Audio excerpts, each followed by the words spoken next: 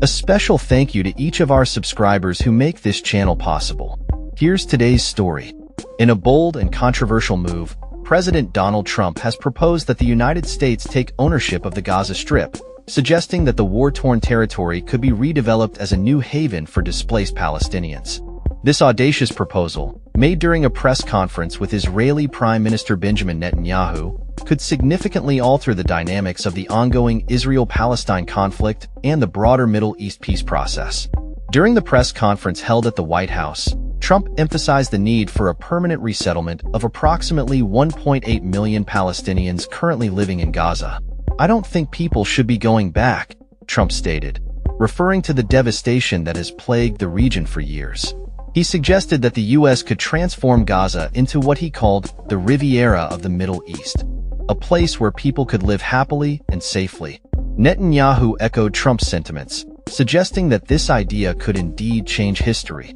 The two leaders discussed the fragile ceasefire between Israel and Hamas, as well as the ongoing hostage situation, which has seen many individuals taken captive amidst the violence.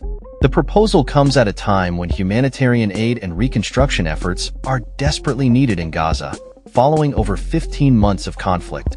Trump's remarks have raised eyebrows and stirred controversy, particularly among U.S. allies in the region, including Egypt and Jordan, who have expressed concerns that such a move could destabilize the Middle East further.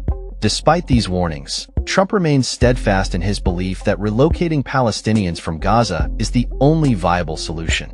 He dismissed the idea of a 3 to 5 year timeline for reconstruction as unrealistic, stating, "You look over the decades, it's all death in Gaza. This has been happening for years. It's all death. If we can get a beautiful area to resettle people permanently, in nice homes where they can be happy and not be shot and not be killed and not be knifed to death like what's happening in Gaza." Furthermore, Trump did not rule out the possibility of deploying U.S. troops to facilitate the reconstruction process and ensure security in the region.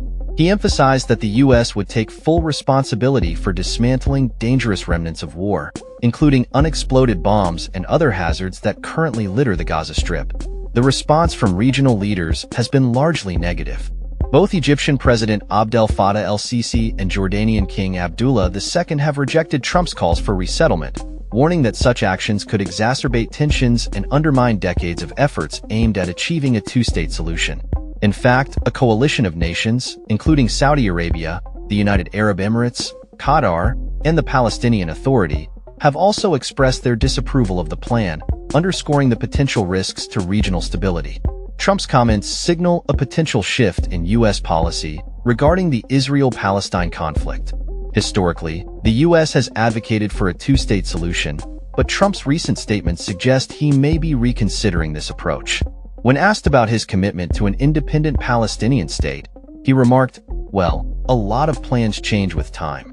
A lot of death has occurred since I left and now came back."